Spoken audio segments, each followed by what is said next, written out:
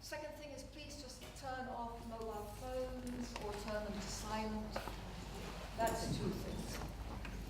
The third thing I want to say is one of the most important things, which is just to reassure anybody who has any doubts about it, that the Tricycle Theatre has absolutely nothing to do with this event. They didn't initiate it, they didn't encourage it when they discovered we were doing it. This is entirely an independent venture by a group of people who work in the arts, filmmakers, dancers, writers, who were appalled really by what happened to the Tricycle Theatre when they asked the Israeli Festival to forgo Israeli embassy funding. We thought that this shouldn't just trickle into the sand as something that happened and disappears with time. We wanted to draw out the issues that that whole set of events raised. And so we thought that organising this meeting would be a way of starting that discussion. We hope that the discussion will continue. We hope that there will be organising around the issues. And we're very glad to see you here, and we're very glad to see our panel here tonight to discuss these issues. There will be the inevitable cliffhangers at the end. If you work in the arts, if you're not connected with organising around this in any way, and you want to stay in touch with us, you want to get involved in organising, please either make an email address on the clipboard or take a note of the email address and write to us yourselves. The next thing I wanted to say was gone completely out of it is that you will see that there are two cameras here. We're filming this event. We will put an edited version of it up on our website. You can probably connect to it through YouTube. Just to make sure that everybody is aware that we are filming, that the cameras are here. And the final thing I wanted to say was to properly thank our panel for being here, and to thank our wonderful chair, Kamila Shamsie. We're so glad you agreed to do it, and I'm happy to hand over to you. Thank you. Thank you very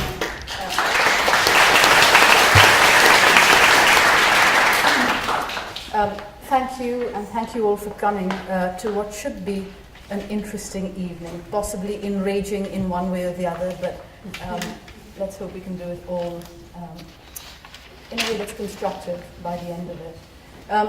There's a lot to get through, so I'm going to just briefly run through what the format will be for the evening. To start, of course, I have this very fine panel. Each person on the panel is going to speak for a few minutes on a particular area that is around the subject at hand, and then we'll open up to a panel discussion.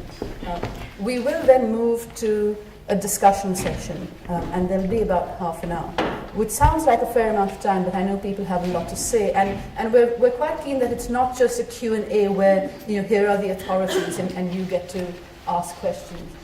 But we're also interested in comment, in personal experiences, particularly for those of you in the arts who might have had your own experiences that we don't know of. I will, however, because it's fairly fluid and open, be quite strict about imposing a time limit. So there'll be a maximum of 1.5 minutes for each person to speak. I'm afraid when you reach a minute, I'll be sitting here bossily with a stopwatch, and I'll sort of whisper 1 minute, and then you have 30 seconds more, and when that's over, I'll make it, please. If you could then move on and hand over to the next person. And then after that, importantly, there will be time for drinks, and that, for those of you who don't get a chance, and I apologize in advance for anyone whose hand will go up who I won't have time to get to, but there will be drinks, and that will be opportunity to sort of mill around and talk more informally to us and to each other and to the organisers of the event. Let me first start by introducing my very fine panel. On my left, at least spatially, we haven't worked out gradations of politics yet. Tanika Gupta is an award-winning playwright. She's about to start adapting Forster's A Passage to India and Allende's House of Spirits for BBC Radio 4. Some of her plays include Sugar Mummies, Gladiator Games, and The Empress. She has written for most of the major theatres in the country, including the Royal Court, RSC, National, Hampstead, and Young Vic, but alas, never for the Tricycle. Next to her is Anthony Lerman, a British writer and commentator who specialises in the study of anti-Semitism and the Israeli-Palestinian conflict.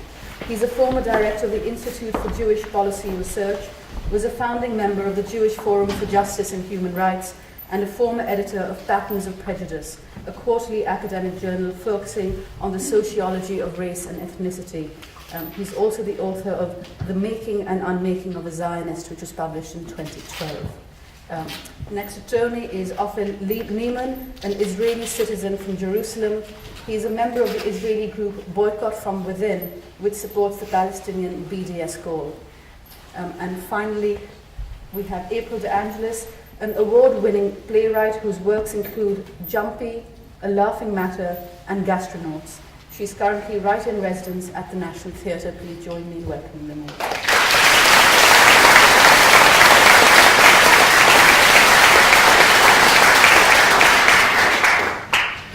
Now I know that much of the talk leading up to the event has been around the Tricycle specifically, but just before I hand over to the four panelists, I want to actually locate that within a series of events that have taken place in the UK in the last few months, which show that the Tricycle is not an isolated incident in terms of the world of the arts and questions around boycott and censorship, particularly around Israel, coming to the fore.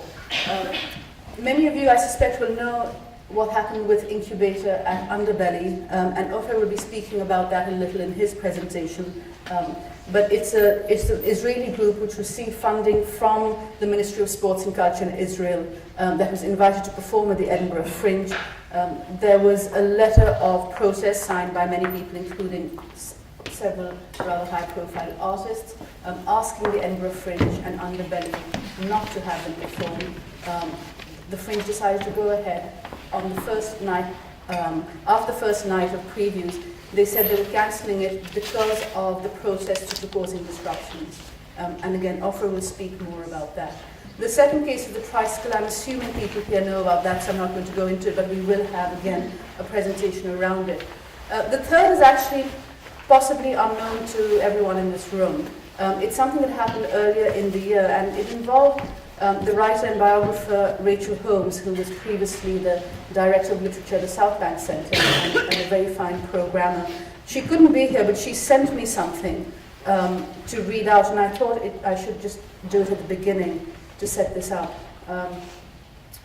She has asked me to raise through the chair at this meeting her disappointment at the decision of the Donmar Warehouse to censor a podcast of an event she programmed concerning Britain and the Middle East at the Donmar in March and April of this year. The event was part of Impossible Conversations, which was a series of events to accompany Peter Gill's new play Versailles about the Paris Peace Conference and the legacy of the First World War.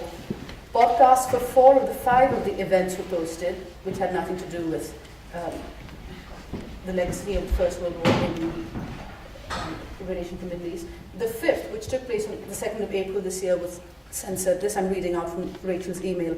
The title of the discussion on 2nd April was Mr. Balfour's letter to Lord Rothschild, How the Great War Remapped the World.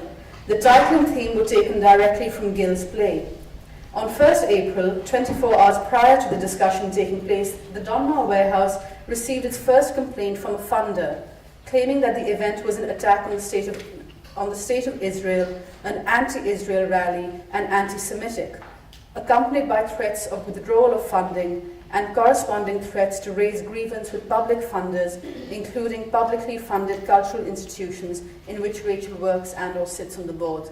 And if you go to the website, you'll see that of those 5 conversations, 4 of them have their podcasts online, and the 5th does not. So I thought it was important to flag that up early. The other thing that has, I'm sorry, I'm going quite a bit, but the other thing which is important, and a lot of you may not have seen this because it just went up on the website around this event yesterday, is a sort of continuation of what happened with the Tricycle. Someone who, again, couldn't be here wrote to the Ministry of Culture, to Sajid Javed, to complain, in fact, to register his dismay at the Ministry of Culture's intervention into the Tricycle affair, as had been reported in the Jewish Chronicle. He received this letter back and wants it to be circulated. So I'm just going to read it out loud. Again, it is on the website and available for anyone who wants to look at it more closely. And remember, as you hear particularly the first lines of this is in response to a letter that is expressing dismay at the Ministry of Culture. Dear Redacted, thank you for your letter of 14th August to the Secretary of State for Culture, Media and Sport, the Right Honourable Sajid Javed MP, about the treatment of the UK Jewish Film Festival by the Tricycle Theatre. I have been asked to reply, and I'm sorry this has taken some time. Both the Secretary of State, Sajid Javed, and the Minister for Culture and the Digital Economy, Ed Vaizey, were clear from the moment this dispute arose that they believed the Tricycle's handling of the issue had been maladroit. The department accepts that there was no malign intent on the part of the theatre's leadership, but by singling out support from the State of Israel in the manner they did, they constrained freedom of expression and triggered an understandable reaction. Neither anti-Semitism nor any other form of prejudice against any minority group is acceptable in a civilized society. As soon as the issue came to the department's attention, the Secretary of State and the Minister sought to facilitate a rapprochement between the boards of the two organizations in order that the festival could go ahead as originally planned. As a result, the two bodies issued the joint statement on 15th August. Some weeks ago, the UK JFF fell out very publicly with the Tricycle over a condition imposed by the Tricycle regarding funding. This provoked considerable public upset. Both organisations have come together to end that. Following lengthy discussions between the Tricycle and the UK JFF, the Tricycle has now withdrawn its objection and invited back the UK Jewish Film Festival on the same terms as in previous years, with no restrictions on funding from the Embassy of Israel in London.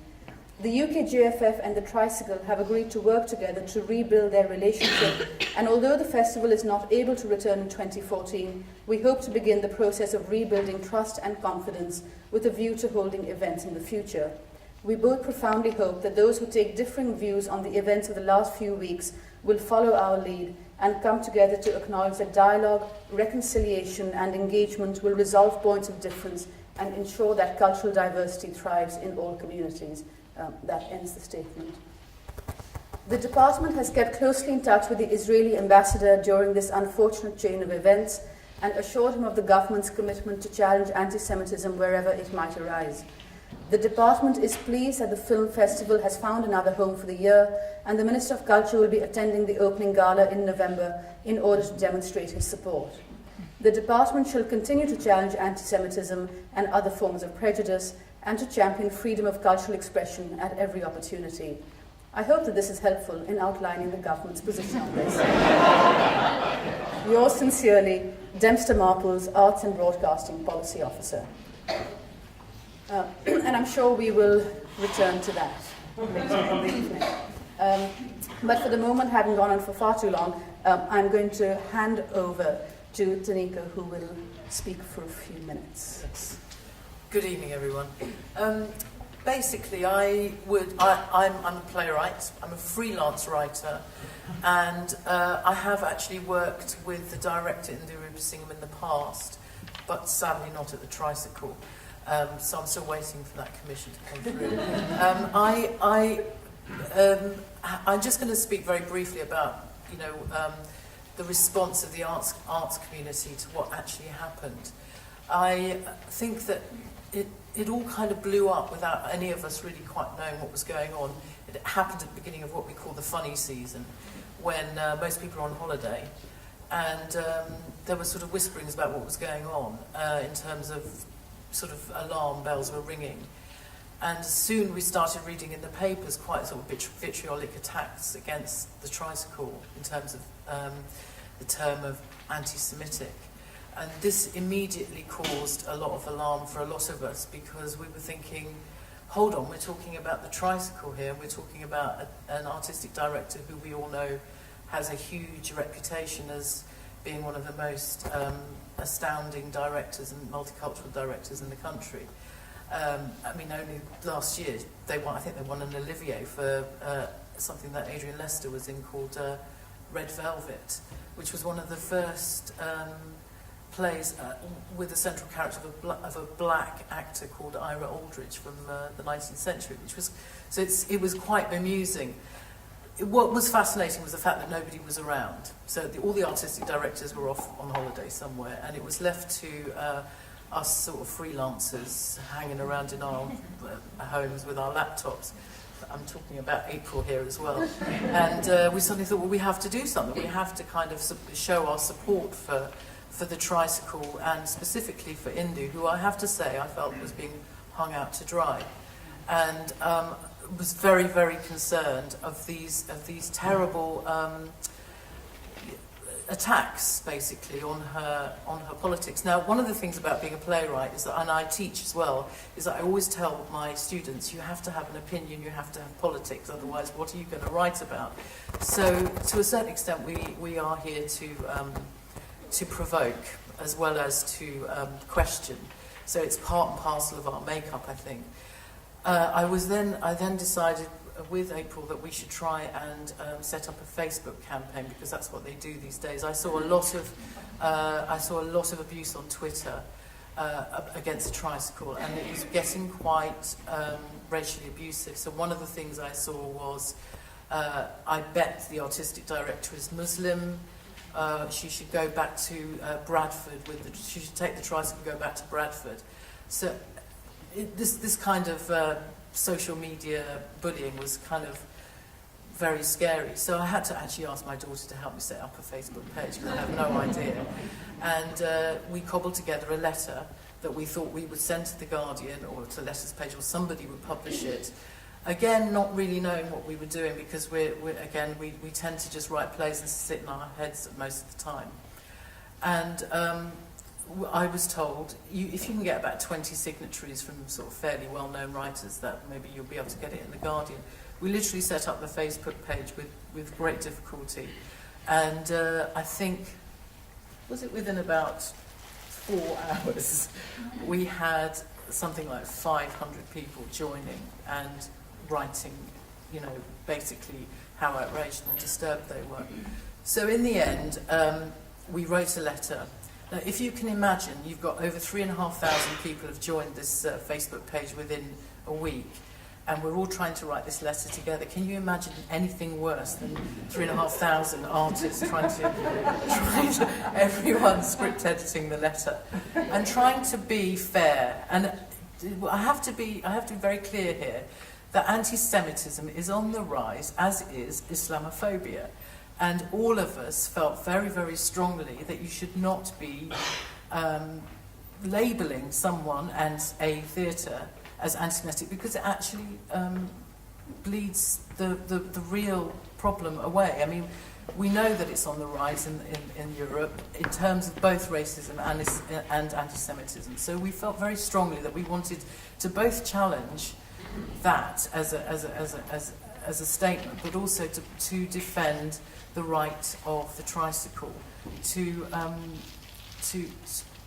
kind of exist. I mean, at the moment, they're still continuing with their plays, and I just went to see a play there a couple of weeks ago, and it's an amazing theatre. It's also a very, very small theatre. It's not the National, it's not the Royal Shakespeare Company. And what I found really disturbing was the amount of abuse that they were getting on a daily basis, phone calls, racial abuse.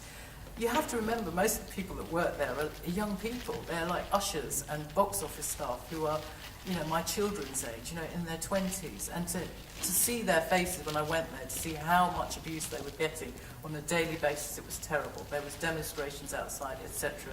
So I just want to end by reading the letter that we managed to put together after 3,500 people script editing it, and it still wasn't perfect, but there you go. So this is the letter, and this is the statement, really. I mean, I would say that, I don't need to read out all the names of the playwrights, but we did have some big names there. The Tricycle Theatre asked the organisers of the UK Jewish Film Festival, which the Tricycle hosts annually, not to accept a sponsorship donation from the Israeli embassy. The theatre offered to cover the costs itself and wants to continue with the festival, but the festival organisers decided to withdraw. Some commentators have subsequently said that the theatre was being anti-Semitic and should be boycotted. The theatre's board, which has both Jewish and non-Jewish members, together with its artistic director, made the decision collectively that at this time of war in Gaza, having funding for the festival from the Israeli embassy would be controversial. They never intended to censor or limit the festival, but now they are being accused of anti-Semitism. The artistic director, Indu Rupasingam, is a Tamil who knows a lot about what racism means, both in theory and in practice. She is not in any respect anti-Semitic, as anyone who knows her or has worked with her can testify. Anti-Semitism is very much alive, as are Islamophobia and racism in many other forms. If the accusation of anti-Semitism is made against people who clearly are not anti-Semitic, then the power of that accusation is diminished. Punishing a small theatre for standing up for its principles is a big step backwards for anyone concerned with challenging prejudice or promoting freedom of speech.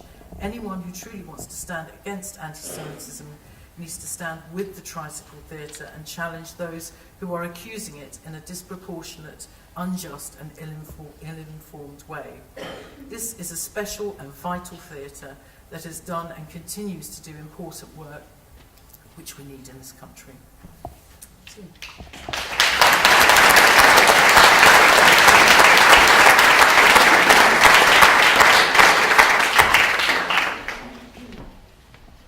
Okay, thank you very much. I'm very pleased to follow that because it's a very good introduction to what I'm going to say, and I think it fits in very well with what I'm going to say.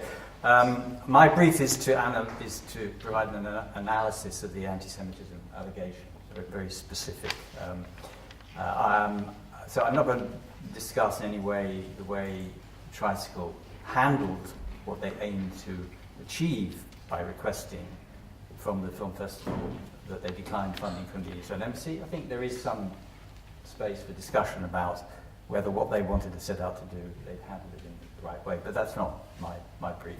Now, many of the things I'm going to say need much more unpacking to, within a few minutes, to give an analysis of the anti-Semitism allegation.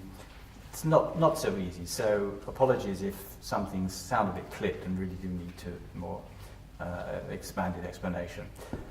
Almost immediately after the Tricycle issued its 5th August statement, where it announced that they hadn't been able to agree with the film festival on withdrawal of, on the declining of the Israel Embassy funding, Stephen Pollard, the editor of the Jewish Chronicle, tweeted, "Be clear on this, Tricycle Theatre is now officially anti-Semitic. It is singling out the Jewish state for boycott." He was followed by the chief executive of the Jewish Leadership Council, the JLC, who said, "To the Jewish community, this is a discriminatory boycott by the Tricycle Theatre." Passing quickly over Pollard's rather Orwellian, officially anti-Semitic silliness and the legitimacy of the unelected JLC to determine what the Jewish community, whatever that is exactly, thinks, it's clear that such comments set the condemnatory tone of what was said over the subsequent weeks. Now, it's important to understand in two respects a bit about the context in which this affair broke. First, the link between the notion of a boycott of Israel and anti-Semitism. It's the default position of the Israeli government and its institutions, like the Foreign Ministry, that interface with the wider world, and of the establishment Jewish organizations in most Jewish communities, to regard boycotting Israel in whatever form as anti-Semitic.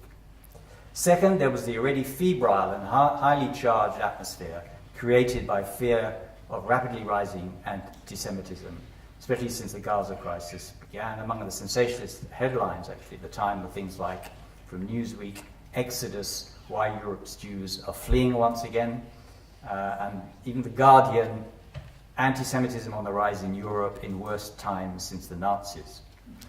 Meanwhile, allegations that Tricycle's action constituted both a boycott and anti-Semitism spread rapidly through mainstream and social media. Not all such allegations were quite as direct as Pollard's, but the implication of anti-Semitism is almost impossible to miss. Just two examples I picked out, which you may well have read. Hadley Freeman in The Guardian on the 8th of August wrote an article called "Please Don't Tell Me What I Should Think About Israel." This was essentially an attack on left-wing criticism of Israel, and she moves from claiming that Tricycle was, quote, "asking Jews to renounce Israel when nobody has the right to tell them what to think about it," end quote, to a final ominous reference to the anti-Semitic influence at work in Tricycle's action and I quote, "Watch yourself, Europe, some of your roots are showing." Nick Cohen, in his Spectator blog on the 6th of August, is unequivocal. His piece was called Anti-Semitic Double Standards. He wrote about the real thing taking place as a result of Tricycle racism against Jews. He said, quote, "The Tricycle banned London's annual Jewish Film Festival yesterday, and Arts Council intellectuals acted like a mob and ganged up on Jews." I paraphrase there, was his conclusion. Even in The Guardian's 8th August editorial, the insinuation of anti-Semitism is unmistakable. Quote, "To demand that Jews surrender that connection to Israel is to tell Jews how they might and how they might not live as Jews.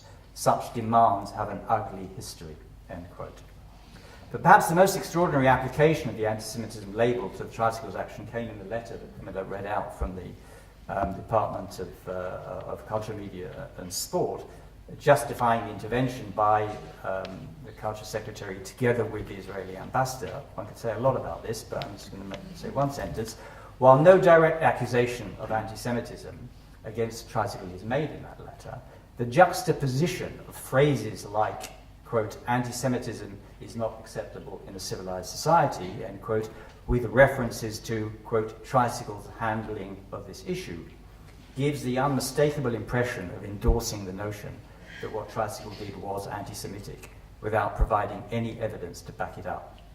So, what grounds are there for accusing Tricycle of anti-Semitism? Did they overtly or covertly reinforce, propagate, incite others to believe anti-Semitic myths about Jews? Did they couch their request to the UK Jewish Film Festival in an anti-Zionist discourse that disguised anti-Semitic intent? Did they deny Israel's right to exist as a Jewish state? Did they accuse all Jews collectively of responsibility for what Israel was doing in Gaza? Now, while my reading and analysis of all of this is by no means exhaustive, I can find no such evidence presented by Tricycle's accusers. So was this rather anti-Semitism by boycott, by dictating to Jews what to think about Israel, by denying freedom of expression, by telling Jews how they might or might not live as Jews? But what boycott? As we know, as far as we know, Tricycle made no boycott threat. They weren't seeking to prevent Jews or anyone else from seeing Israeli films. They weren't preventing any Jewish or Israeli artists from freedom of expression. They weren't objecting or inquiring into where the funds came from for producing the Israeli films that were being shown. Declining to accept Israel Embassy funding does not amount to renouncing Israel when the films to be shown presumably show the complexities, conflicting feelings about and depth of the relationship between Jewishness and Israel. How then does something which appears to be devoid of both anti-Semitic intent and consequence catch fire, become widely seen as anti-Semitic, as an anti-Semitic incident, and rapidly turn into moral panic? And I finish, this question needs a seminar, but I finish with just 3 sentences, 3 reasons to think about in 3 sentences. First, judgments about anti-Semitism have become so politicized and polarized, almost entirely because it has become practically impossible to talk about anti-Semitism without coming up against the question of criticism of Israel, that at times of heightened Israel-Palestine tension, the slightest opportunity to exploit some minor development and turn it into a huge symbolic event is seized upon. Second, the idea that what Tricycle did expressed a particularly left-wing form of anti-Semitism is central, as it provides disillusioned leftists inclined to see anti-Zionism as anti-Semitism with an opportunity to attack unashamed leftist critics of Israel, and it gives right-wing neoconservative forces a convenient stick with which to beat the left in general. And third, for all the talk of some commentators that society now turns a blind eye to anti-Semitism, this incident shows that we still live in a society sensitized to this insidious form of racism. But it also shows that when the wrong call is made, that sensitivity can be counterproductive, inducing and reinforcing paranoia when there is a manifest need to do precisely the opposite. The sad thing is that anti-Semitism is indeed, as Tanaka said, a serious problem in many European countries. And turning this affair into an anti-Semitic incident, wholly unjustifiably in my judgment, only makes it even harder to identify serious anti-Semitism when we see it, and harder to combat it.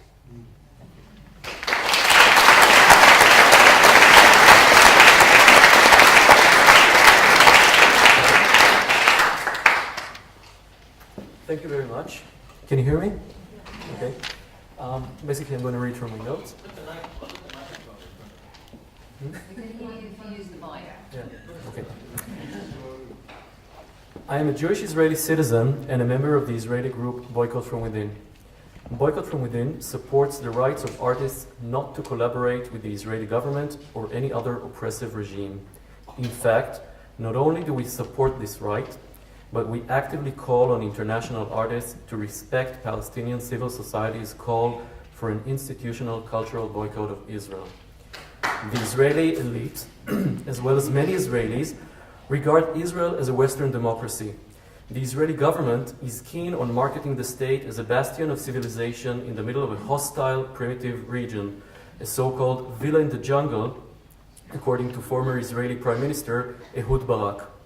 Unfortunately, complicit Western politicians have accepted this dogma to some extent. It follows that Israeli cultural ties to the West are of the utmost importance to Israel. Israel's marketing efforts abroad are referred to by a single word, hasbara. Hasbara, which means explaining in Hebrew, is often premised on the belief that positive messages about Israel can drown out the growing criticism of its appalling human rights violations. One of the pillars of Israel's marketing strategy has been the cultural projects promoted by the Israeli Ministry of Foreign Affairs.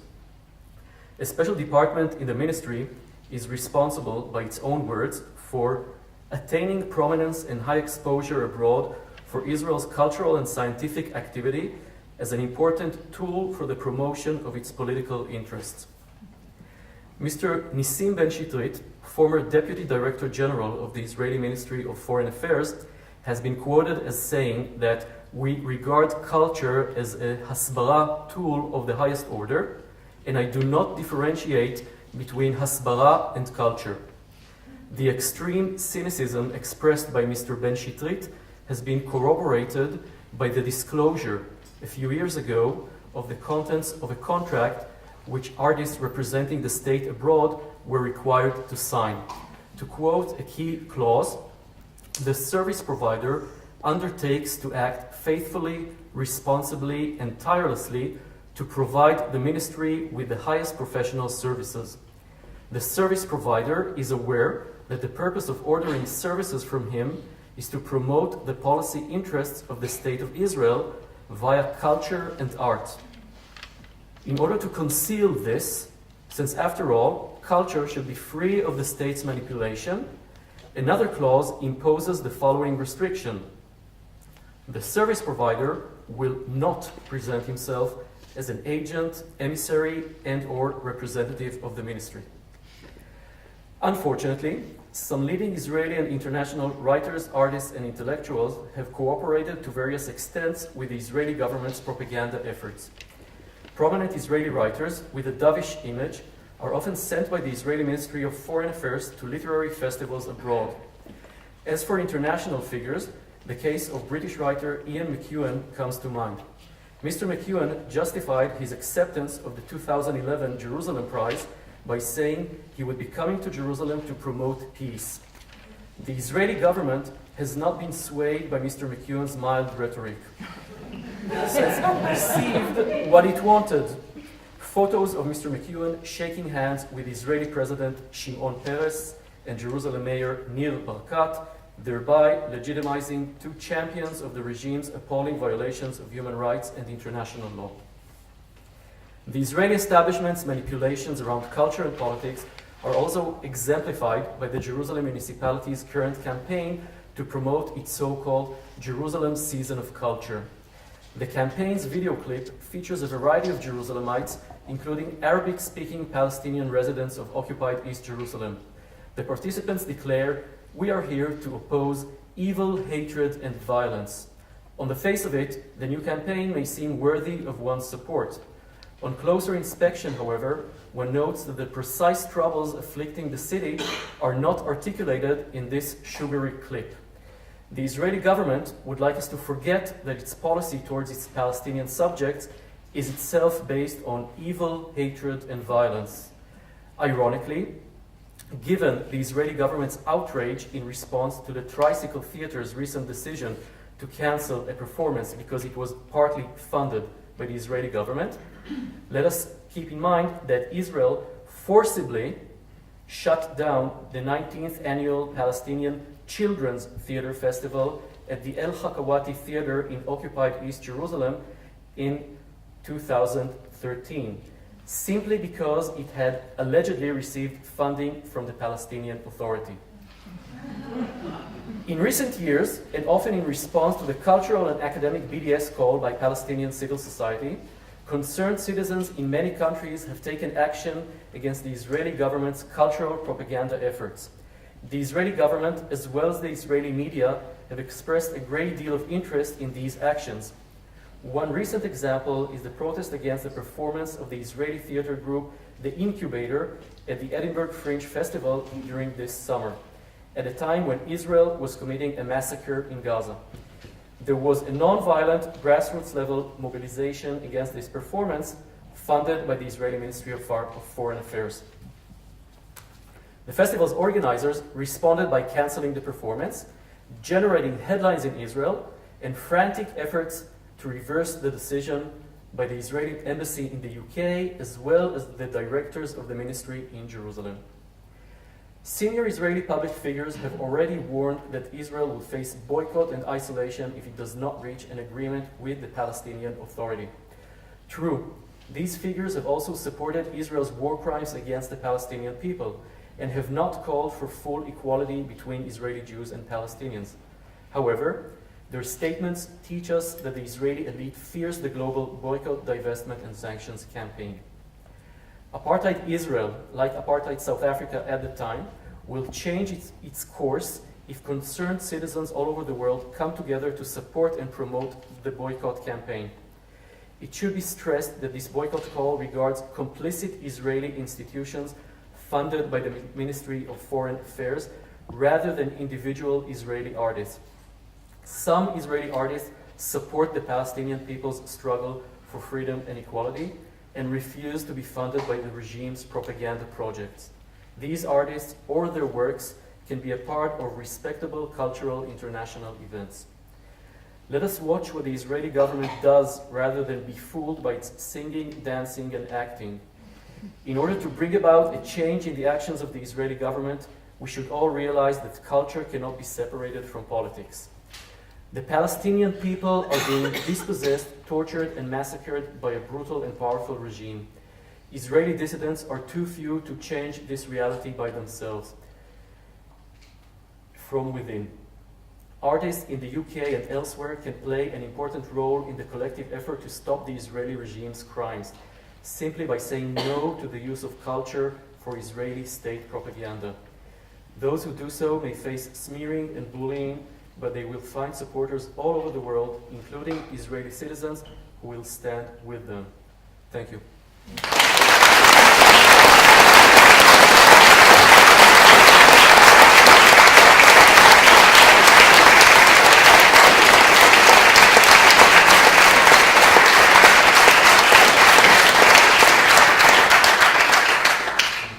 And before we move on to April, just because we are in the 21st century, there is a Twitter hashtag, if anyone is tweeting, which is right to say no, 2 is a number. So right to say no, if you're tweeting, please tag it. Now or after. At the moment you might be wanting to listen to what's going on. Yeah, I'm just going to say a few things about the cultural, artistic boycotts. And as has been pointed out, there are similarities between the state of Israel and the apartheid state of South Africa. But there is a great precedent for cultural boycotts that began in 1960s when the anti-apartheid movement began to campaign for cultural boycotts of apartheid South Africa, with an acknowledgement that cultural boycotts don't have the same weight as economic boycotts. But retrospectively, it can be seen that these were successful in terms of raising consciousness among South Africans of the global condemnation of apartheid and corroding the white section of the South African population's dedication to apartheid and offering solidarity to those in struggle against this deeply iniquitous and racist system. I read an article that Ian Banks wrote shortly before he died in support of the idea of a cultural boycott of Israel, and he likened the Israeli state to to the apartheid state of South Africa, saying that Israel, like South Africa, needs to be brought to its senses. It needs to see itself as an outlaw state. So looking back, I did a little bit of investigation. In 1965, I was very happy to see that the Writers' Guild of Great Britain called for an embargo on the sending of British-made films to South Africa. And also some South African plays were vetoed for performance in the UK. And in 1975, Equity boycotted South African television, ruling that no British programme that included its members could be sold to South Africa. I think there are very strong analogies, as has been mentioned, between the treatment of the Palestinians and South Africa's treatment of its non-whites during the apartheid era. The system of control practiced by Israel includes Jewish-only settlements, an ID system, separate roads for Israeli and Palestinian citizens, military checkpoints, the West Bank barrier, use of Palestinians as cheap labour, inequities in infrastructure, legal rights, access to land and resources between Israel and Palestine residents in the Israeli-occupied territories. All these point to a form of colonialism and apartheid contrary to international law. So that if we agree that a cultural boycott was effective in South Africa, then it must be correct to consider a cultural boycott of Israel as justified. And there are also other instances of cultural boycotts which are presently being engaged in. The Art Not Oil Coalition, which seeks to prevent the sponsorship of art by companies like BP and Shell, who are complicit in lobbying against alternative energy and of destroying the planet. They have been pointing out with increasing success that these companies, with very little money, actually get art to do the dirty work of culture washing. Their logos, for example, on the BP Portrait Award, makes them look benevolent and fluffy, and in fact they're criminally negligent. And for example, we can look at the case of in Nigeria of the hanging of Ken Saro-Wiwa, the writer and activist struggling to raise awareness of the pollution of Ogoni land by Shell, which has a 30-year clean-up plan, which is the greatest ever clean-up plan in terms of time that has existed. So my personal reason for supporting the boycott is to prevent this culture washing, which I think has been touched on. And I know that there are many other artists as well that won't have their work performed in Israel. I mean, I did actually visit Palestine with a colleague of mine from the Royal Court, Elise Dodgson. I went in 1999. I know Elise has been many times, and I heard stories there from Palestinian News that we worked with. We were doing playwriting workshops, and I just haven't forgotten those stories. And so when I was asked by my agent, when my work was requested to be put on in Israel, I joined the boycott and said that I wouldn't. And I didn't say like that, but I did have then on my Wikipedia entry, it was then put on, that I was. It said April Giangius manifests, very strongly anti-Semitic tendencies, because I'd done that. But I felt, to me, the way I supported the book, because I felt that, I know there's a kind of a debate about, well, is that censorship? But if my work had gone on, the young people that I'd worked with wouldn't have been able to go and see it. They wouldn't have been able to perform in it. They wouldn't be allowed to have the training to perform in it. So that I felt that was the ultimate in censorship, in fact. So I think also one more last point I'll make is that I know that the Tricycle has been accused of censorship, but in fact, if you look at what censorship actually means, it's the suppression of political or subversive thought. And I think, in fact, that the accusations against the Tricycle are censorship, because they're trying to eradicate the political radical gesture that the Tricycle made. Okay, thanks.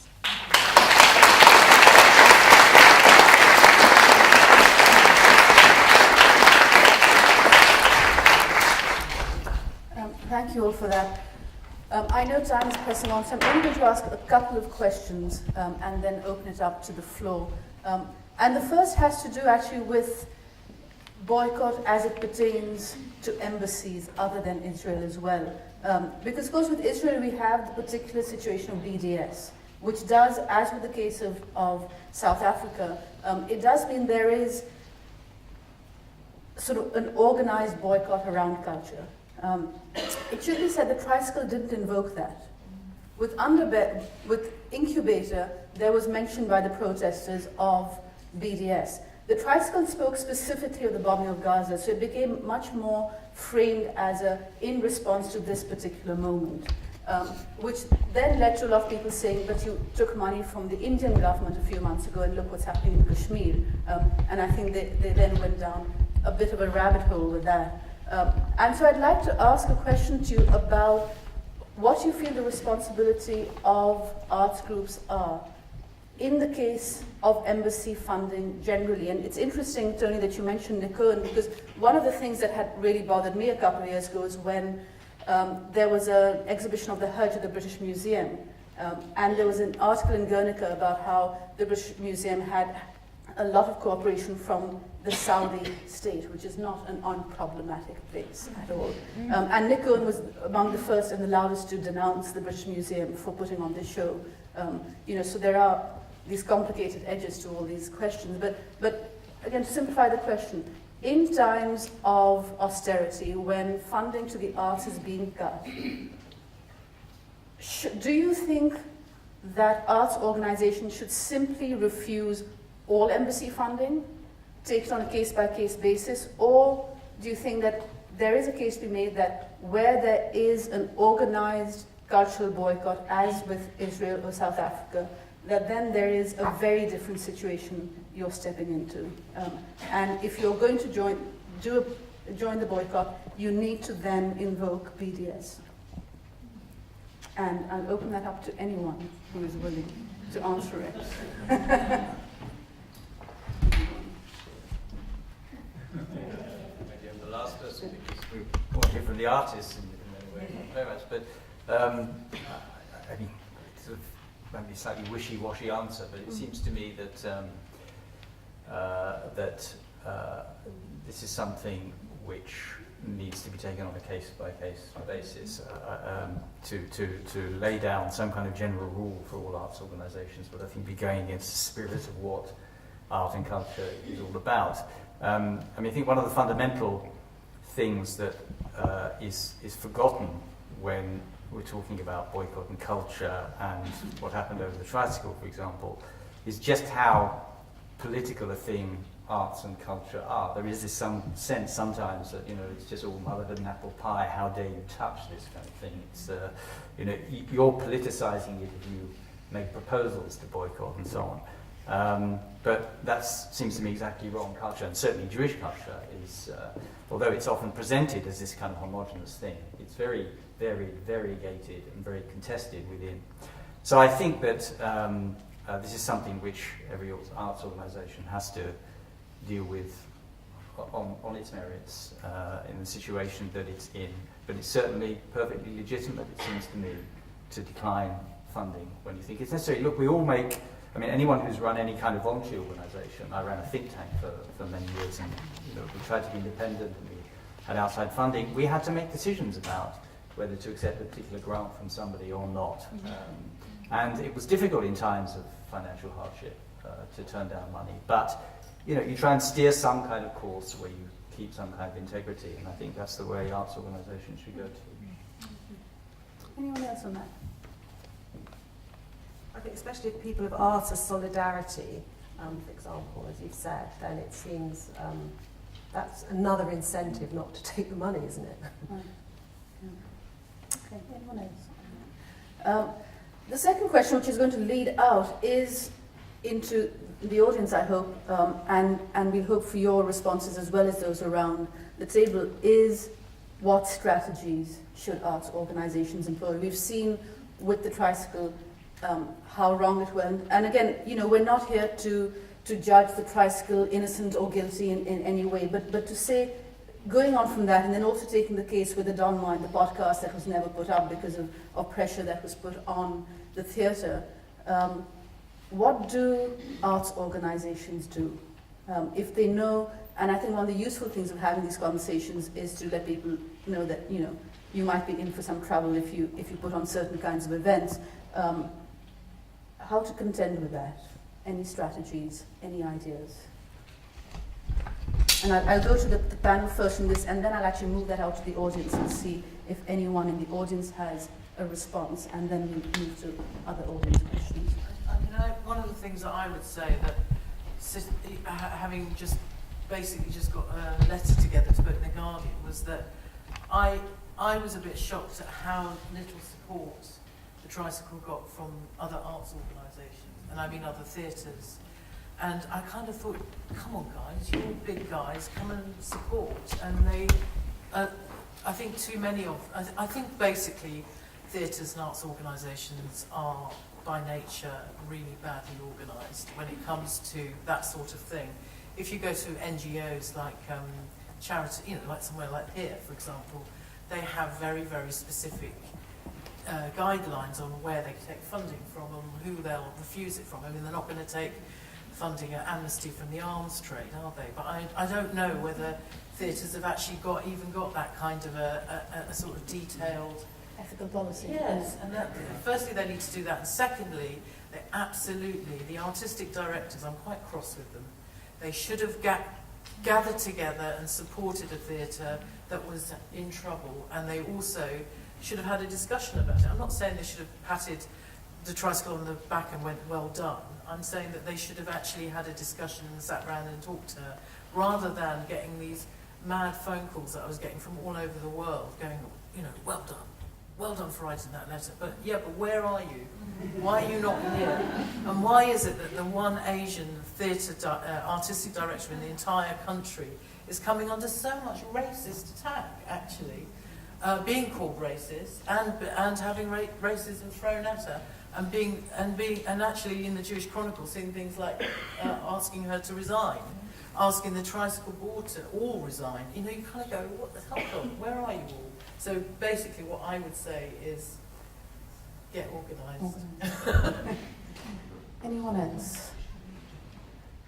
Yeah, I think there is a general feeling after that letter that people were going to kind of try and be organised and get some sort of, you know, not artistic directors, but artists in general, so that we can respond quickly, because I think the feeling was that when the Tricycle did this, there was a sense that there was that very quickly the forces against the Tricycle gathered their forces together, and there were all these articles have been described, and there was almost like a campaign against, and we were sort of left standing, but there was a lot of goodwill, as Tanika said, you know, thousands of people wanted to, so there is a kind of thought that perhaps artists as well should be prepared to support individuals and theatres that, you know, choose not to take, if this sort of thing happens again. Offer, Tony, do either of you have suggestions on strategies to deal with kind of pressure that groups are coming under? Yeah, I mean, the obvious suggestion is to ask for a strong message from Palestinian civil society, because it does matter if Palestinians are asking for our solidarity, and they have something very specific in mind. That means something. As well as working with those Israeli citizens who support the campaign.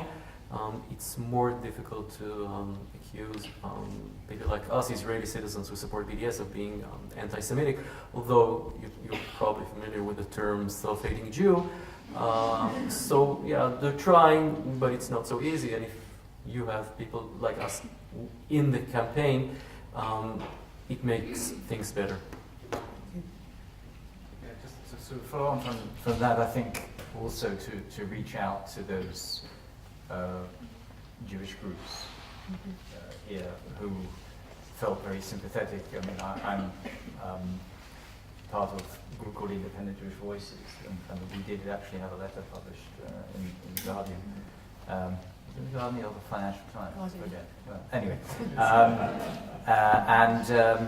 I remember when we sat down to talk about that, we knew that there were other Jewish groups who were also concerned, but we felt somehow lost to know exactly how we could help. And I think if there was, better organisation, greater coordination, and reaching out and finding those people in the Jewish community or in the Jewish world who want to support and want to help, then that would be important as well. Although would be called self-hating Jews. I have to say the most typical response we got was, "This would make a great play." There must be 25 top playwrights in the country who are writing it right now. All right, thank you. I'm going to again move it now to the audience, and specifically that question first of strategies that arts organizations can turn up, and a healthy number of hands. Start in the front row here. To thank you for initiating support for the tricycle. And I think one of the things that is clearly was missing is perhaps if we facilitate to inform artists and art institutions about the boycotts, about the reasons, about the analogy with the boycott of South Africa, part of South Africa. I think then there would be less caught out in a kind of a shock, because indeed Israel does use bullying and its supporters are using bullying. And just a side comment, many of those who were protesting outside the tricycle and were bullying the tricycle then went after the Board of Deputies, the Jewish Board of Deputies. They are real fascists. Some of them supporters of the terrorist organization KAH. And so people are not expecting to have such an attack, that we don't expect the EDA to get involved. So therefore, in a cultural, in a decision, in independent decision of an art institution to make a decision about their own affair, and on the other hand also how the state got involved. So again, I think that there have to be a strategy of how to deal with the state, and the state has to be taken into account, because the involvement of the Secretary of State and dictating and working with the foreign government, working on behalf of the Israeli ambassador, that is outrageous. Absolutely, thank you.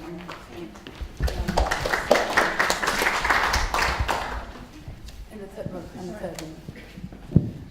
Thank you. I think the strategy has to be making it that you have to explain why you're not boycotting Israel rather than why you are boycotting Israel. So it has to be the common wisdom of the cultural workers in this country. And what the Tricycle did was boycott. It responds to one part of the Palestinian call for boycott, which is not only don't go to Israel, but also don't accept funding from Israel when people come here. And what we've experienced with the Tricycle and the Donmar and other cases is a deliberate conflation of the critique of Israel with anti-Semitism. And that's a very deliberate policy. There was, in fact, something called the EUMC definition of anti-Semitism. Now, anti-Semitism is not hard to define. It's a prejudice against Jews as Jews, but they had to have a long definition so they could get Israel into the definition. And this was a small working group of the European Union which did this definition, written by American Zionists, by the way. And then they brought it back to the European Union and they decided not to adopt it. But nevertheless, it's still floating around as an excuse to say that things to do with Israel are actually anti-Semitic. Now we have this attempt to make criticism of Israel a no-go zone, and backed up by the financial muscle of sponsors and by the diplomatic muscle of the Israeli embassy. So the only way of competing with that, and I think it will win, but it will take time, is for the cultural professions, perhaps in the first instance the theatrical field, to get organized, to actually develop a sense of solidarity among themselves, so that when this particular issue is raised, they automatically come together. And I think there needs to be some organizational format in which that takes place. Thank you.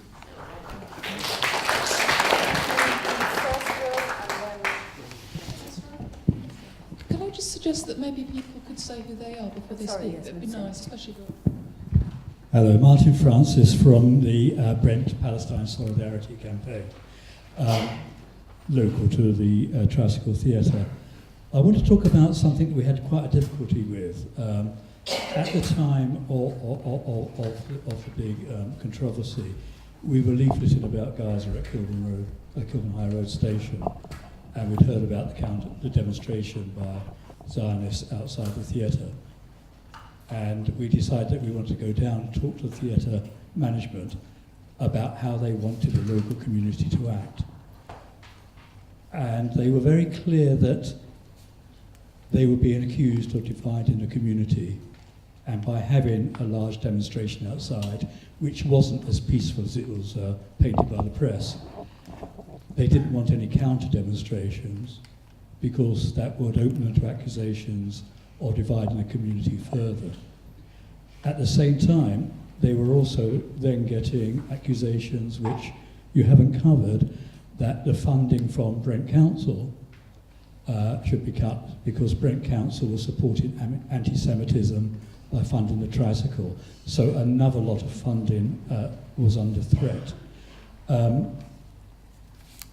So we discussed what kind of action could be taken, and we did a letter to the Guardian signed by local people, making sure that people like Jews for Justice for Palestinians were very much in there, and to the local paper. But in our own discussions in the community, PSC members and others, one issue that came up quite strongly, and I'd like your opinions on this, is you take into account the Tricycle's views or any theatres, but at some point you actually go beyond it and take up the issue more politically beyond where it started, because that is the obvious thing to do in terms of the general struggle for justice for Palestinians.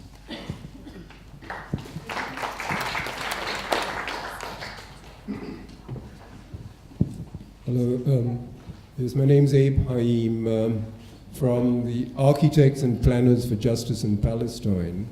If you think that the Tricycle would make a great play, I think our battle to get the Israeli Architects Association thrown out of the International Union of Architects would actually make an epic. Because we actually faced the full force of the Israel lobby within the RIBA when they actually passed a council motion to support the suspension of the Israeli Architects Association. And the whole means of every trope of anti-Semitism, singling out Israel, or, all the whataboutery that you get, with every of these actions. Donor pressure. I mean, this is the whole thing. And of course, Stephen Pollard in the Jewish Chronicle saying the RIBA is now officially anti-Semitic. I mean, it's the whole works. Now, I think what has got to be done is to actually reveal the whole sort of issue of the Israel lobby, the connections with donor pressure, and the links with the government. I think that has got to be a very important issue.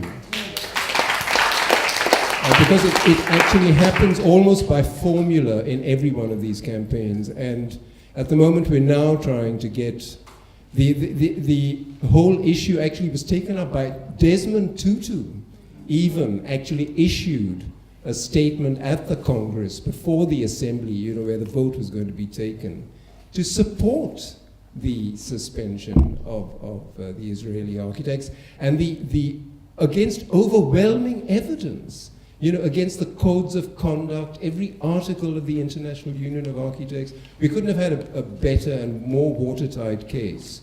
So I think the issue of donor pressure is a key thing, because the RIBA president was saying we've got to take the issue of, the trustees. You get very prominent people that you see in every. If you go to the Tate Gallery, you see the same names of supporting these institutions. So I think it's revealing it and then establishing the network of combating this. Thank you.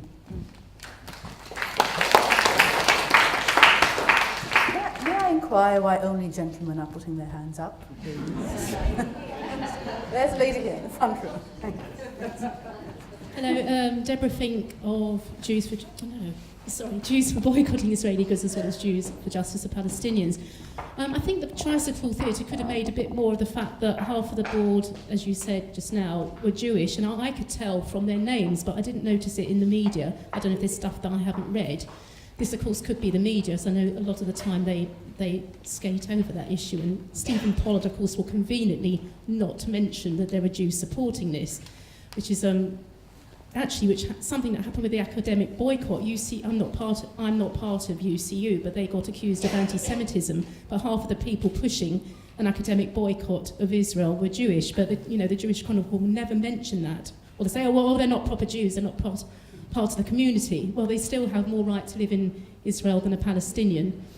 More could be made of that. And I think Abe said something similar to what I was going to say, which was just expose this whole anti-Semitism lie, get academics like Nancy Lerman to back you up, and don't be as scared of really sticking out for yourself and exposing them. The best way to shut up bullies is to actually stand up to them. I got hate mail about 10 years ago. I exposed them got them exposed in the Guardian. I haven't had any since. That's a small example. Thank you.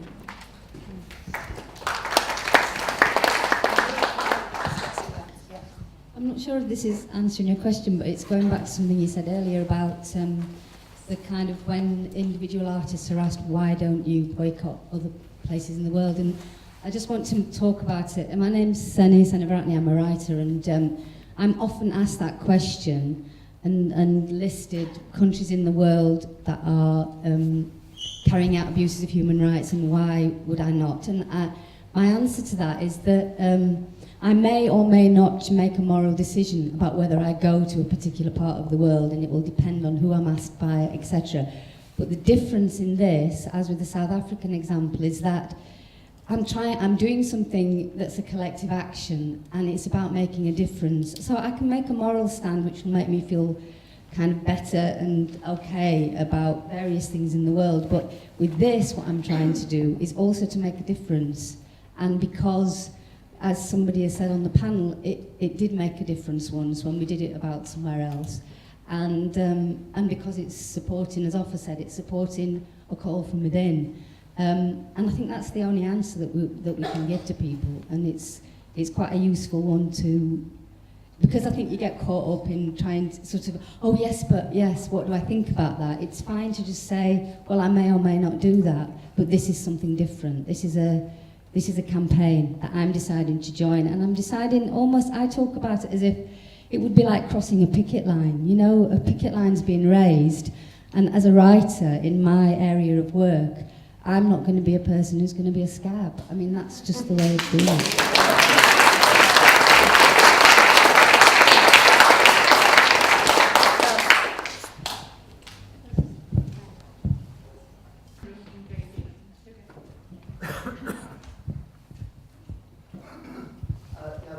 Doug Holton, I'm a member of Equity, which perhaps might give you an indication of what I'm about to say.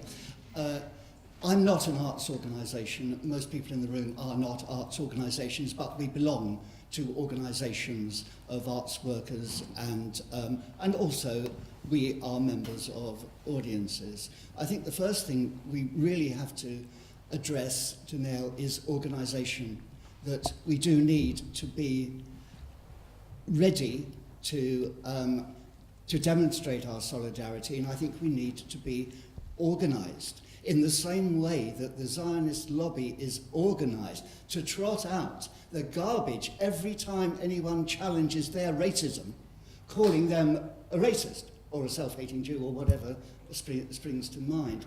We have to be on the front foot and organising against that, giving each other self-confidence, getting together and taking through Equity and various other organisations that have a democratic structure what many trades unionists have already done in their campaigning against Israel. It's not the arts are not a no-go area. I think we are defending the arts against political manipulation by racists. And I think I would assert our right to do that and to continue to do that. Arts is about humanity. Arts is about positive, life-affirming. Otherwise, it is nothing. If we don't care about our humanity, it's not art, it's entertainment, it's wallpaper. I think this is important, is to realise our responsibilities, to get working in our organisations, giving each other support, and then things that we look at, alternative methods of funding as well as we build the strength. But building the strength from the bottom is where we have to start, I believe.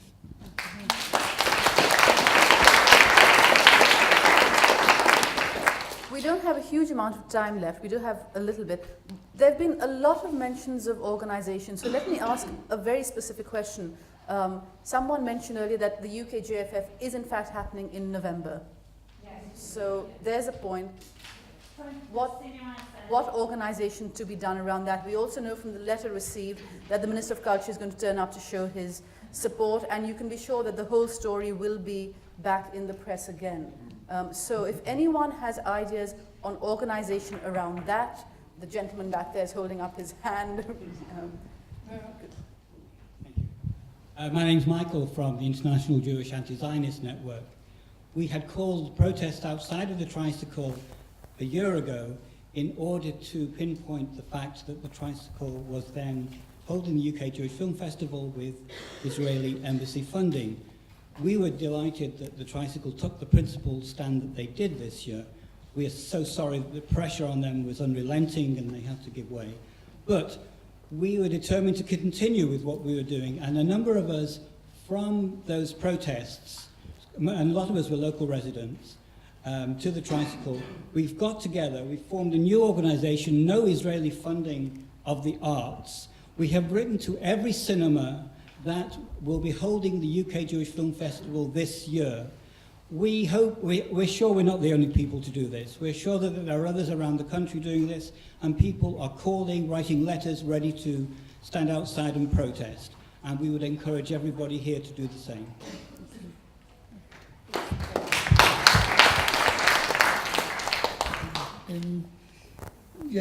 On that particular point, I think it should be clear that the embassy funding of the UK Jewish Film Festival is token. It's not the festival is not dependent on Israeli funding. So it's £1,200, I believe. Sorry? I believe it's £1,200. Really, that's not what was initially reported, but even that is a very small amount in comparison to what the festival costs. So it isn't an Israeli film festival.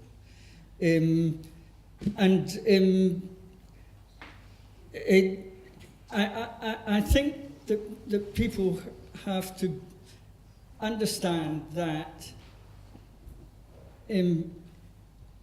if you start pinpointing individuals, I mean, in the early days of the festival, at the time, it was quite a while ago, because at that time what is now the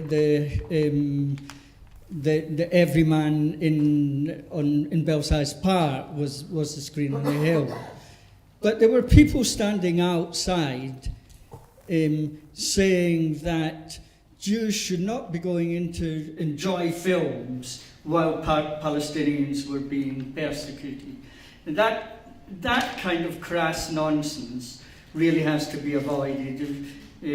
So there has to be a clear picture of what it is that people want to achieve when they're campaigning. But just on two very small, short points. One is, I don't think it was successfully explained that, in fact, it was the film festival that withdrew from the Tricycle. The Tricycle did not ban the film festival, and also that there were all these other cinemas were involved at the time. It wasn't that the festival was all going to be in the Tricycle. So that wasn't at all clear. The other point that I think ought to be made is that all these institutions, all these supposedly official Jewish institutions, and many of the individuals who are condemning the boycott, the cultural boycott, were instrumental, were leading the campaign on Soviet Jewry, which was doing exactly the same thing. Nobody accused them of being anti-Russian, of being anti-Russian racist. So I think that point can be made as well. There's a gentleman at the back of his hand up. Mike Cushman from Brick Up and the Jews for boycotting Israeli goods. Not a self-hating Jew, but an occupation-hating Jew. Brick Up is the organisation, the British Committee for Universities of Palestine, that leads the academic boycott of Israel in the UK. But we also play a leading role with other colleague organisations in supporting the cultural boycott. If people want to support Brick Up and keep themselves informed about how they can participate in the cultural boycott of Israel, send me an email at supporters@brickup.org.uk saying you want to support Brick Up, and I will add you to our list and you will get communications from us, which means you can play a bigger part in the campaign. That's supporters@brickup, brickup.org.uk. And we're going to have time for two more, so if we could have gentlemen here in the last two rows. Yes, I'm Les Levedel, also from the same campaign, the academic boycott and Jews for boycotting Israeli goods. I'd like to speak to the chair's question about what to do in the future, for example, around the Jewish Films Festival later this year. But more generally, I think we should recognize that the Tricycle Theatre encountered several problems in attempting to do something which seemed to them fairly modest. Firstly, that they were changing the conditions of a festival that they had hosted every year for several years. So it was bound to be provocative. And I'd like to ask whether other theatres might perhaps have less of a problem if they simply don't do a one-off booking of a performance funded by the Israeli embassy. Who would notice if they didn't? By contrast to the tricycles. So I'm asking whether that's really an extreme or special case of the problem. But what isn't an extreme case is the onslaught that they faced as a result of that modest step. And the reasons for the onslaught became more explicit in a way that they were not able explicitly to deal with. The festival director said in their own statement for why they refused the condition, the Israeli government funding is essential to affirm the relationship between the Jewish community here and the State of Israel. So she was admitting that it had a political role. We sent a letter to the editor of several newspapers pointing out that this is actually racist, that to insist on that link through the funding is a racist stereotype of all Jews as supporters of Israel, and secondly, implicates all Jews in the crimes of Israel. So I emphasize this point partly because it extends April's earlier point, that the accusations that were thrown at the Tricycle Theatre should be thrown right back and aggressively at its accusers. Namely, they are promoting racist anti-Semitism when they blur the distinction between Jews and Israel.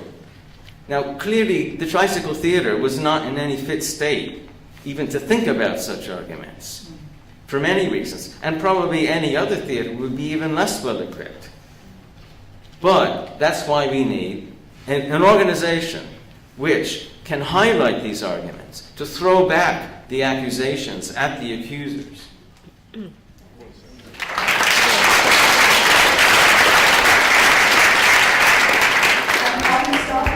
That we're strict timekeeper. There was in fact only one person who I shut down after a minute and a half, so I'm going to go back to her, the lady in the front row here.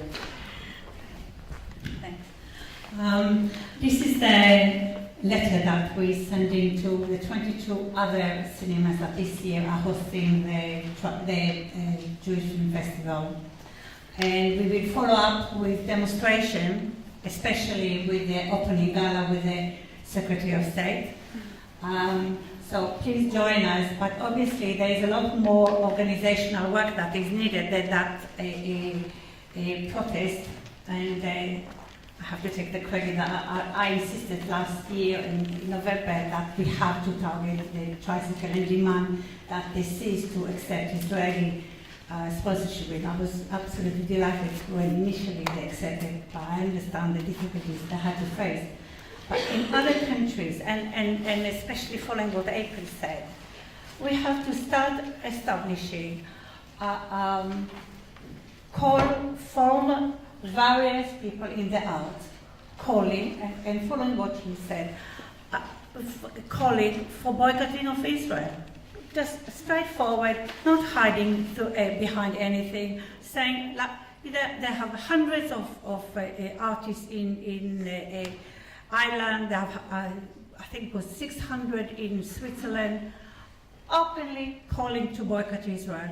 And then it won't be a situation where, like the Tricycle, they were stood alone and totally exposed, because then it will be impossible for the Secretary of State, I'm sorry I'm having a go at it, because that was outrageous, that he was involved in silencing and dictating the handling of art center. So I think for this meeting, we really have to initiate and start this sort of a UK-based, where they're following the fantastic work that was done in support, in solidarity with a campaign against apartheid in South Africa. We will do the same against apartheid in Israel. Thank you.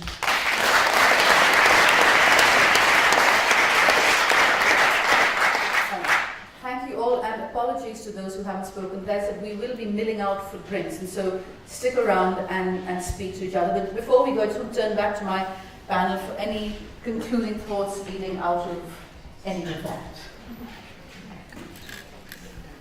And I'll put them on the spot. To make 2 points, one which might not be so welcome after what's been said. I'm a little bit nervous about the question of action in relation to the Jewish Film Festival. I mean, I think, and partly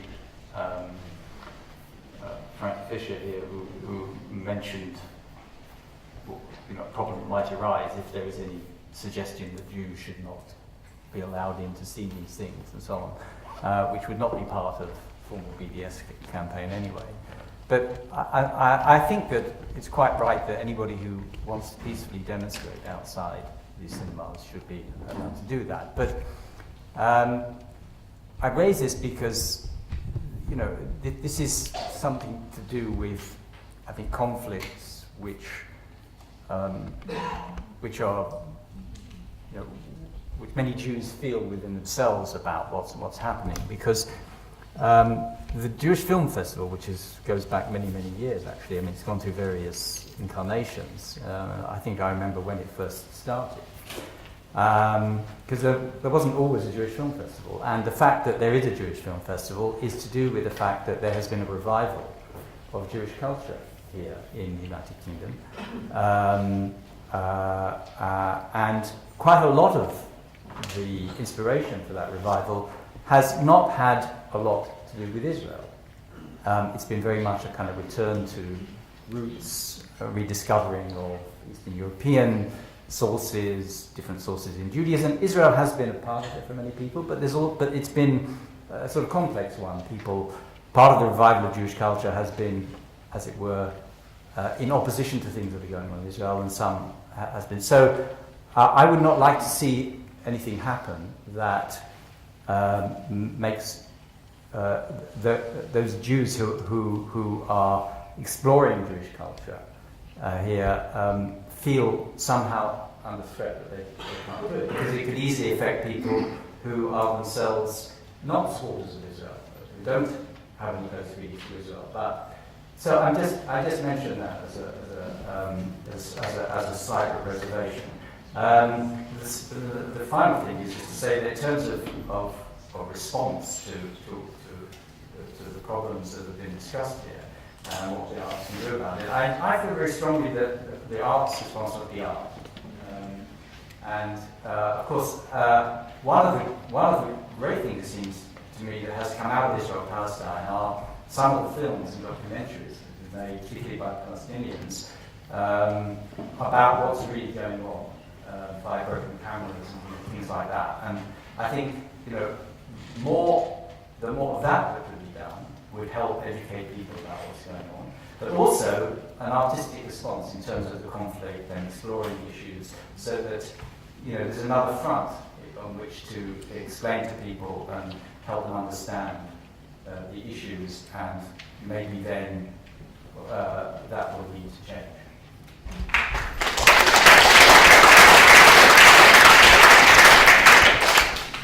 Anyone else in the panel? Final thoughts? Things like transparency of funding and an ethical policy for theatre. I heartily support that. Great idea. Thank you all very much for being such an engaged and stimulating audience and giving everyone so much to think about, and for being so generous and listening to each other. And now we can go and have a nice